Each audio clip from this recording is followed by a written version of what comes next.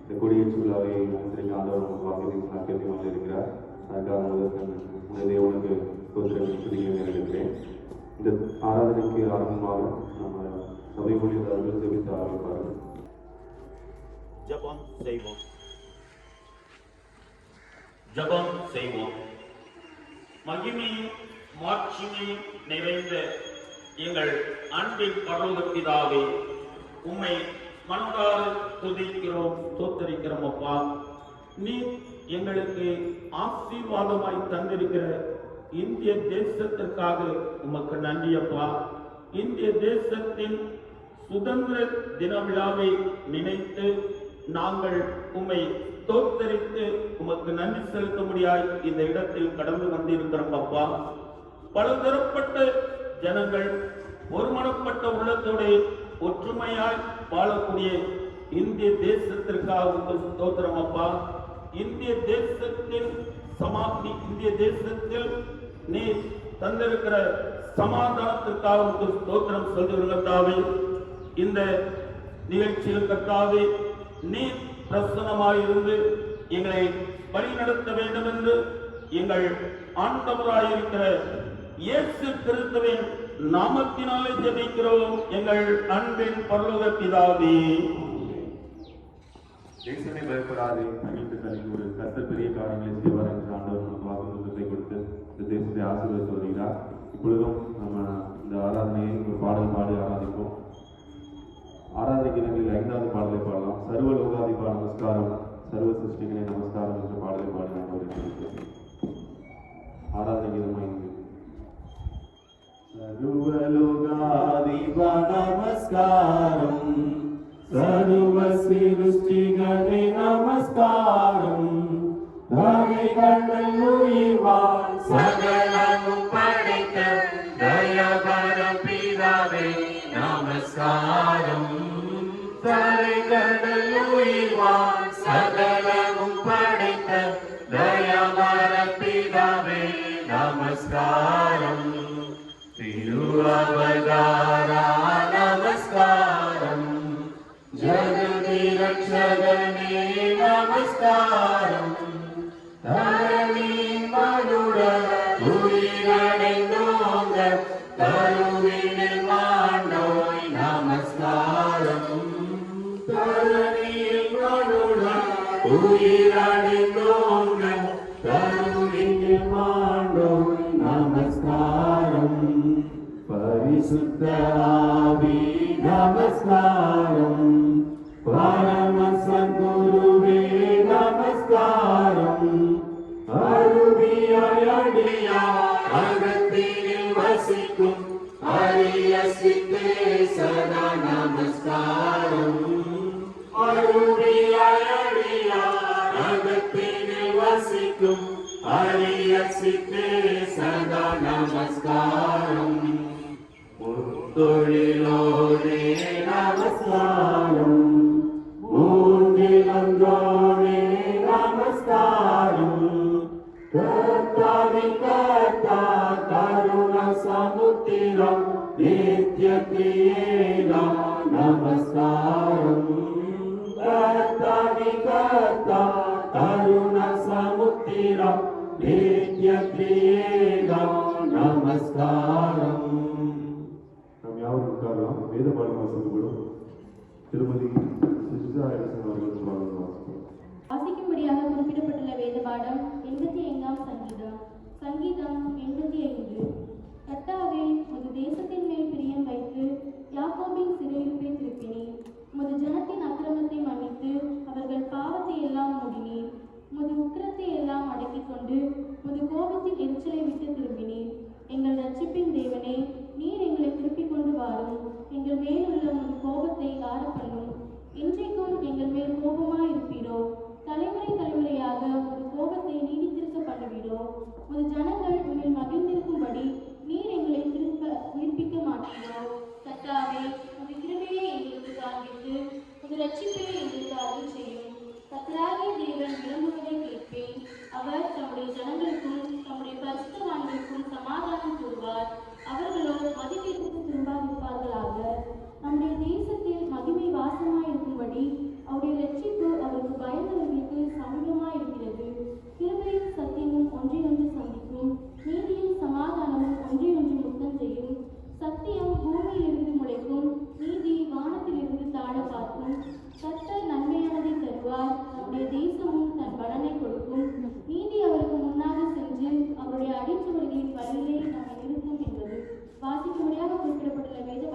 வாசிப்பேன்.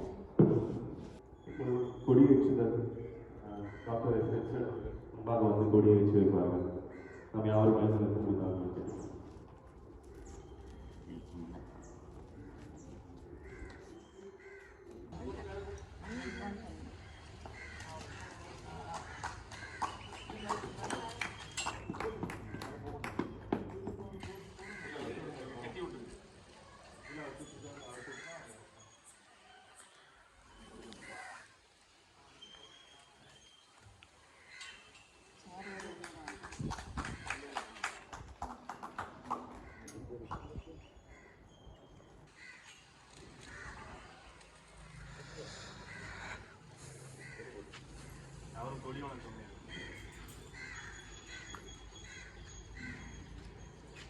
இப்பொழுதும் கொடிப்பாடல் பாடப்படும். தாய் மண் கொடிப்பாடு சார்ந்த மண்ணில் குழந்தைய வாரி என்ற பாடலை பாடுவோம்.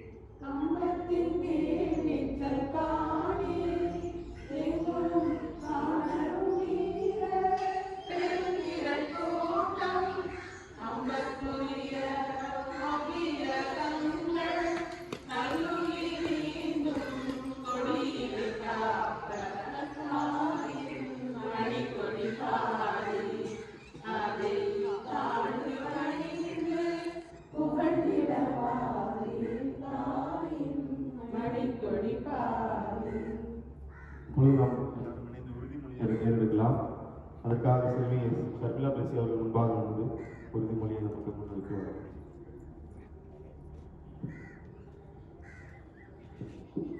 நாட்டு உறுதிமொழி. இந்தியா எனது தாய்நாடு. இந்தியர்கள் அனைவரும் என் உடன் பிறந்தவர்கள். எனது தாய்நாட்டை நான் பெரிதும் நேசிக்கிறேன். பலதரப்பட்ட அதன் வளமிக்க பரம்பரையினால் பெருமை அடைகிறேன். நான் எப்பொழுதும் உழைப்பேன். நான் எனது பெற்றோர்கள், ஆசிரியர்கள், பெரியோர்கள் ஆகியோர்களை மதித்து மரியாதையுடன் நடந்து கொள்வேன். எனது நாட்டிற்கும் நாட்டினருக்கும் எனது சேவையை அர்ப்பணிக்கிறேன். அவர்கள் நல்வாழ்விலும் வளங்களிலுமே எனது மகிழ்ச்சி இணைந்துள்ளது. சிறப்புரை வழங்கப்படும்.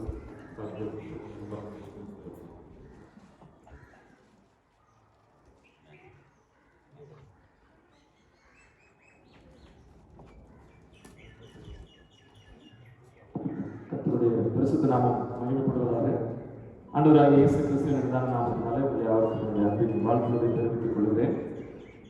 குறிப்பாக இந்த நாளிலும் நாம் சுதந்திர தினம் அனுசரித்து வருகிறோம். 78 ஆண்டுகள் ஆகிவிட்டது நாம் சுதந்திரம் பெற்று.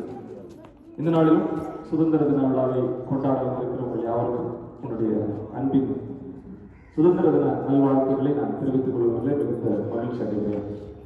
இந்த நாள் என்னுடைய வாழ்க்கையில மறக்க முடியாத ஒரு நாள் என்று நான் சொல்ல முடியும். காரணம், என் வாழ்க்கையில முதல் முறையாக நான் கொடியேற்றி வைத்திருக்கிறேன். அதற்கு நம்முடைய ஊர் எனக்கு ஒத்துழைப்பு கொடுத்திருக்கிறது. ஃபர்ஸ்ட் டைம் என் வாழ்க்கையில முத கொடியேற்றுறது எங்க அப்படின்னா நம்ம ஊர்ல கசப்பால் தான். ஸோ இதை நான் உண்மையிலே சந்தோஷமா பெருமையா நான் நினைக்கிறேன். என்னை கொடியேற்ற அழைத்த உங்கள் யாருக்கும் நன்றி தெரிவித்துக் கொள்கிறேன். இந்த நாளிலும் ஒரு சில காரியங்களை நாம் சுதந்திர தினம் சம்பந்தமாக வேதத்திலிருந்து ஆராயலாம் என்று நான் ஆசைப்படுகிறேன். எடுத்தவர்கள் வேதம் வைத்திருந்தால் வாசியுங்கள். கலாத்தியர் 5ஆம் அதிகாரம் 13ஆம் வசனம். கலாத்தியர் 5:13.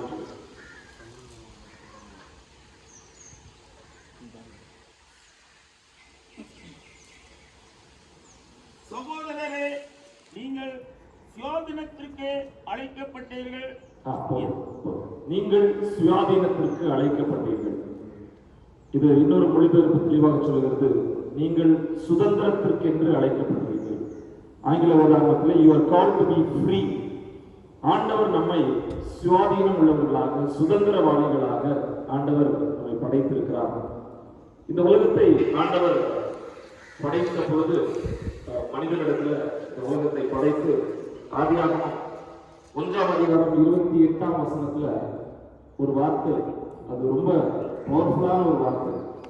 நீங்கள் ஆண்டு கொள்ளுங்கள் என்று அவர்களிடத்துல ஒரு உரிமையை கொடுக்கிறார்.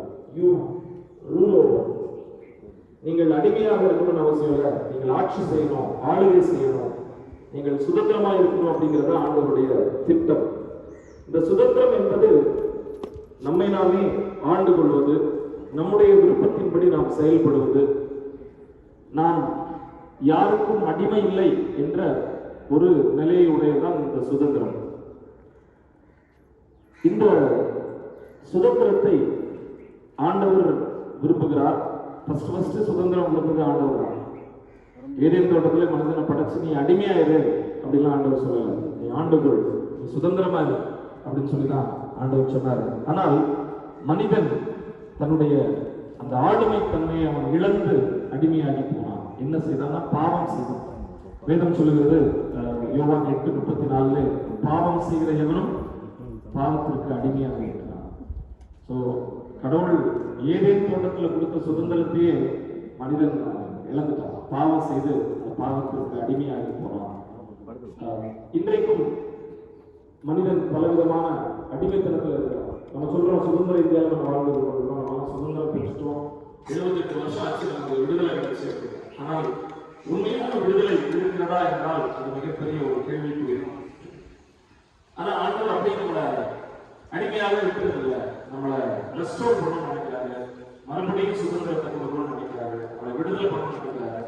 எப்படி பாவத்திற்கு அடிமையா இருந்த மனிதனை இயேசு கிறிஸ்து இந்த உலகத்துல வந்து விடுதலை கொடுக்கிறார். அதான் யோவான் 8:36 பார்த்தீங்கன்னா, குமாரன் நம்மளை விடுதலையாக்கினால் மெய்யாகவே விடுதலையாகும். ஒரு உண்மையான ஒரு விடுதலை, உண்மையான ஒரு சுதந்திரத்தை நமக்கு ஆண்டவர் கொடுக்கணும்னு ஆண்டவர் ஆசைப்படுகிறார். அதுக்காக தான் இயேசு கிறிஸ்து இந்த உலகத்தில் வந்தார்.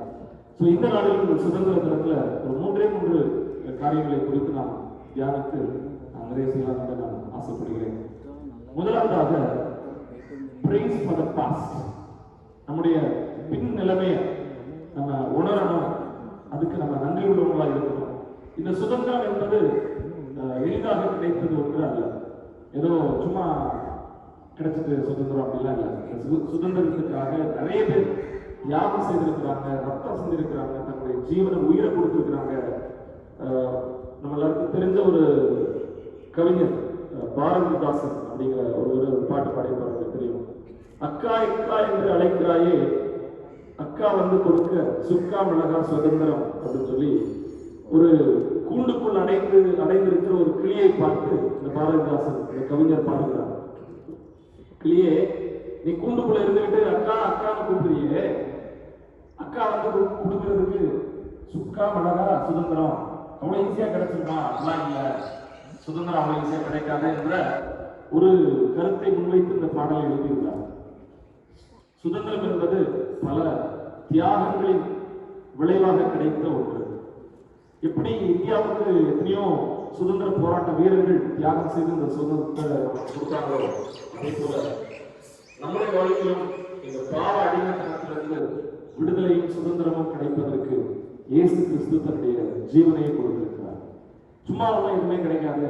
It is out of sacrifice. தியாகத்தின் அடிப்படையில் நமக்கு இந்த சுதந்திரம் கிடைத்திருக்கிறது. நம்முடைய தேசத்திற்குரிய சுதந்திரமும் அப்படிதான். அதனாலதான் உபாகமம் 32:7 பூர்வ நாட்களை நினை, திங்க் ஆஃப் த பாஸ்ட். பழைய ஆட்களுக்கெல்லாம் கேட்டு பார்த்தீங்கன்னா அந்த அடிமை இந்தியாவில் நம்ம எவ்வளவு கஷ்டப்பட்டிருப்போம் அப்படிங்கிறத சொல்லுவாங்க.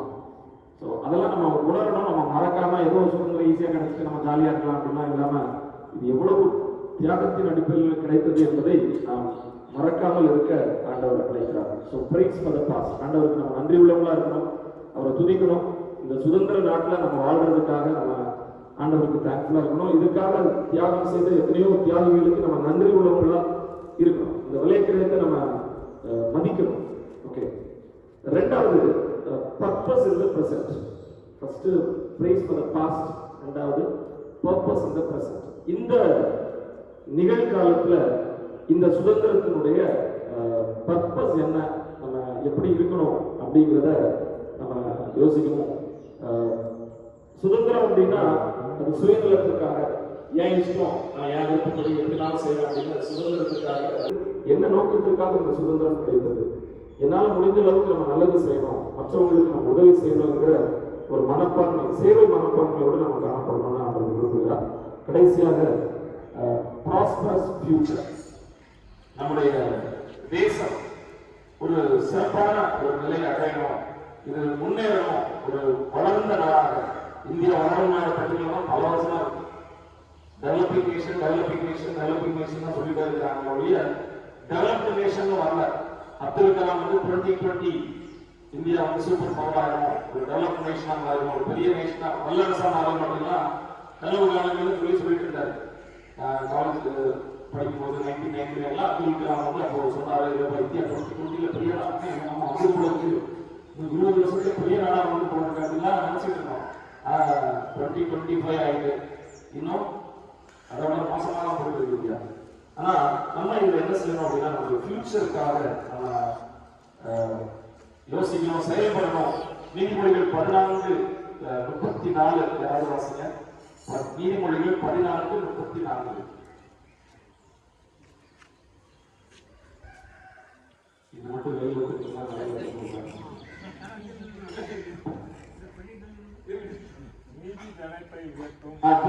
நீதி ஜனத்தை ஜனம் அப்படிங்கிறது ஆங்கில வதாரத்துல நேஷன் அப்படின்னு சொல்றோம். நீதி ஜனத்தை உயர்த்தும். இன்னைக்கு இருக்கிறதுல மிகப்பெரிய பிரச்சனை தான் நீதி இல்லாதது, அநீதி. அநீதிகளால் கட்டமைக்கப்பட்ட சமூகத்துல நாம் வாழ்ந்து கொண்டிருக்கிறோம். எங்கும் அநீதி, நீதி இல்லை, உண்மை இல்லை, நேர்மை இல்லை, ஒழுக்கம் இல்லை, எதுவுமே இல்லை. இந்த சமுதாயமே குற்ற சமூகமாக மாறிக்கொண்டிருக்கிறது. நீங்க பாத்தீங்கன்னா எங்கும் போத, லஞ்சம், ஊழல், கள்ளத்தனம், திருடு, பொய், போலி, நடிப்பு, இப்படிதான் இருக்கு. கொலை, கொள்ள. இன்னைக்கு வந்து இந்த சமுதாயமே குற்ற சமூகமாக சீரழிந்து கொண்டிருக்கிறது நாம் கண்முன்னாக பார்த்து கொண்டிருக்கிறோம். இதற்கு யார் காரணம், யார் காரணம் நம்ம கேட்கலாம். நாம் எல்லாரும் தான் காரணம். ஒரு தனி மனிதன் உண்மையாக நேர்மையாக இருந்தால் அவன் குடும்பம் நல்லா இருக்கும். அந்த ஒரு குடும்பம் நல்லா இருந்தா அந்த ஊர் நல்லா இருக்கும். ஒவ்வொரு குடும்பமும் நல்லா இருந்தா அந்த ஊர் நல்லா இருக்கும். அந்த ஊர் குடும்பமும் நல்லா இருந்தா அந்த தேசம் நல்லா இருக்கும். மாற்றம் எங்க இருந்து தோணும் அப்படின்னா நம்மிடத்துல தான் தோணும். நான் இப்போ சகாயம் ஐஏஎஸ் அப்படின்னு ஒரு ஐஏஎஸ் கேள்விப்பட்டிருக்கீங்க. அவருடைய இருக்கைக்கு பின்பதாக அவர் ரொம்ப நேர்மையான ஒரு அதிகாரி. அவருடைய இருக்கைக்கு பின்பதாக ஒரு வாசகம் எழுதிப்பார். என்ன நேரம் தெரியுமா? அவர் ஆபீஸ்ல உட்கார்ந்து இருக்கும் போது அவருடைய இருக்கைக்கு பின்னால ஒரு பேனர்ல ஒரு வாசகம் எழுதியிருப்பாரு. யாருக்காவது தெரியுமா? சகாயம் ஐஏஎஸ் யாருக்காவது தெரியுமா? அதுதான் நிலைமை.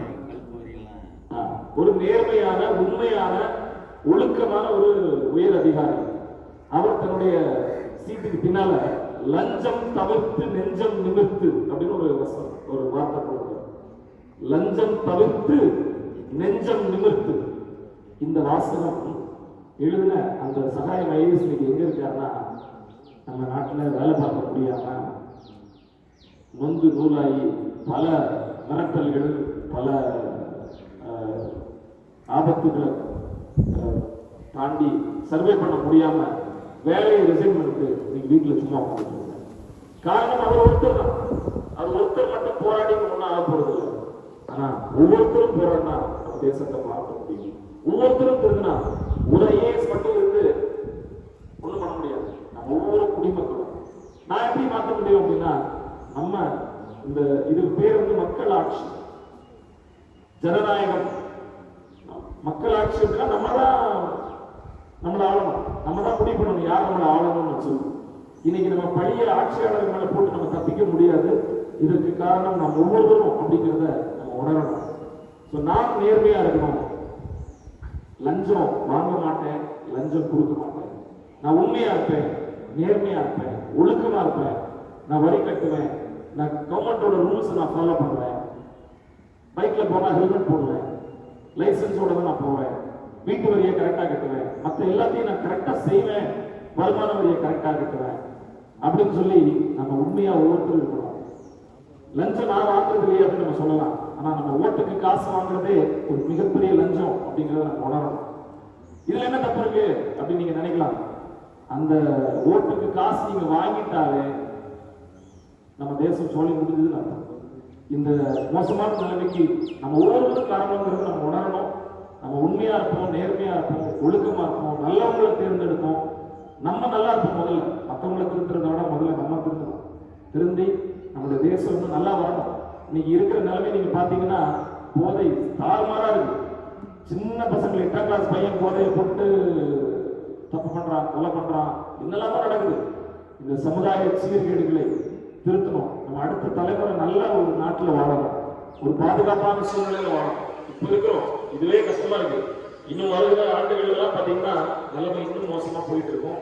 அதுக்கு நம்ம உணரணும். நான் பொறுப்பு, என் பிள்ளை, என் பேரன் பேத்திலாம் இந்த நாட்டில் வாழணும், நல்லா வாழணும், பாதுகாப்பா வாழணும், நல்ல சூழ்நிலை வாழணும் அப்படின்னு நினைச்சு அதுக்கு நம்ம இப்பவுமே நம்மளால முடிஞ்ச காரியங்களை நம்ம சீர் செய்யணும், சரி பண்ணணும் அப்படின்னு சொல்லி ஆண்டவர் நமக்கு அழைக்கிறார். நானும் இந்த சுதந்திர தின நல்நாளில் நான் இனி உண்மையா இருப்பேன், நேர்மையா இருப்பேன், ஒழுக்கமா இருப்பேன், ஆண்டவருக்கு பயந்து நான் வாழ்வேன், ராஜாக்களுக்கு கீழ்ப்படியணும் அப்படின்னு பைபிள்ல போட்டிருக்க, அதிகாரத்துக்கு கீழ்ப்படியணும், சட்ட திட்டங்களுக்கு கீழ்ப்படியணும். நம்முடைய தேசத்தை நம்ம உண்மையிலே நேசிக்கிறது உண்மையானா நம்ம தேசத்தின் சட்ட திட்டங்களை யார் பார்த்தாலும் பார்க்கறாங்க. யாருமே ஹெல்மெட் போடுறது இல்லை, நான் மட்டும் எதுக்கு போடணும்? பரவாயில்ல, நான் போடுறேன். யாருமே போராட்டாலும் நான் போடுறேன். யாருமே செய்யல, இல்லை பரவாயில்ல, நான் செய்வேன். நம்மளால முடிஞ்ச எல்லாம் செய்ய முடியும், அடுத்த மட்டும் முடியும். என்ன நடக்குது?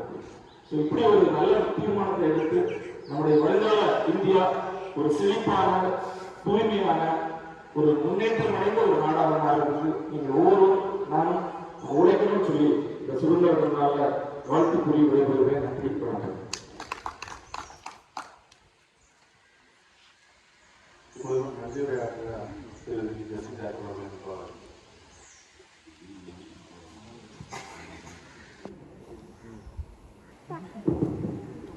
கூட்டுறவு சுற்றி முடிஞ்சு மழை வந்துச்சு. பிரதான வந்துட்டீங்க, ஆல்மோஸ்ட் சேர்லாம் ஃபுல்லாகிட்டு, ரொம்ப சந்தோஷம். இப்போ அடுத்த வருஷம் நம்ம அடுத்த போட்டு வாடகை சேர் போடுற அளவுக்கு நான் போட்டு வரணும். ரொம்ப சந்தோஷம். தலைவர்களுக்கு நன்றி. நல்ல ஃபுல் மீல்ஸ் சாப்பிடணும்னு நினைக்கிறேன். மினி மீல்ஸ் இல்லாமல் ஃபுல் மீல்ஸ் ஷார்ட்டாக ரொம்ப சிறப்பு இருந்துச்சு. தலைவருடைய கருத்தில் வந்து என்னுடைய நான் குடை ஞாபகம் இல்லை, குடை உங்களுக்கு நீங்கள் எந்த ஞாபகம் தெரியாது, நான் குடை ஞாபகம். தொடர்ந்து நம்ம சுயநலமின்றி பொதுமக்களோடு வாழ்ந்து தேசத்துக்காக வாழ்ந்து காட்டுவோம். ஏற்படுகிற சிறப்பாக youth David, Premkumar, Emmanuel, Gandhi, Jason எல்லாருக்குமே நான் நன்றி தெரிவிக்கிறேன். தொடர்ந்து எல்லாரும் சேர்ந்து இன்வால்வ் பண்ணி எல்லா காரியங்களும் வெற்றியோடு காண்பிப்போம். தேவனால் மகிழ்ப்படுவதாக. அனைவருக்கும் மழையும் காப்பியும் நமக்கு பாலசி அவங்க குடும்பத்தில் செஞ்சுருக்காங்க, அவங்களுக்கு நன்றி சொல்லிக்கிறேன். அனைவரையும் வாழ்த்தி விடைபெறுகிறேன். நன்றி, வணக்கம். தேசிய தினத்தை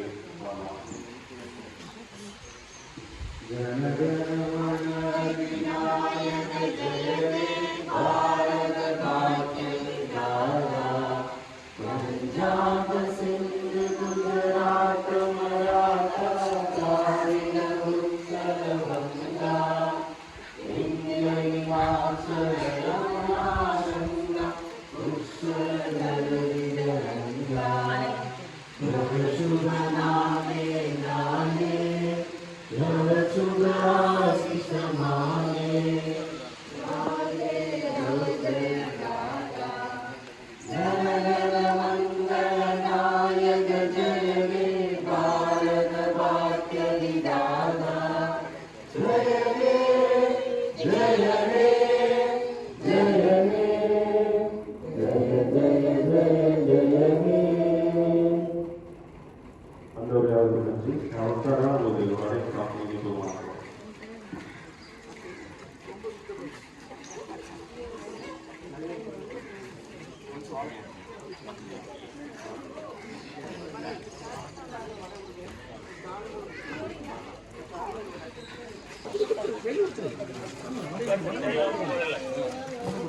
எடுத்து கொடுத்துருங்க.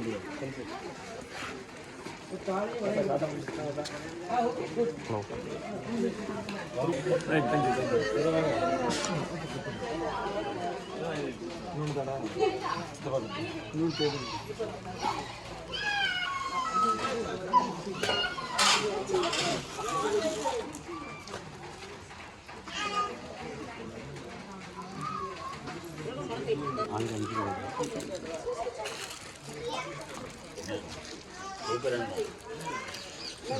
என்ன வேணும் தாத்தா?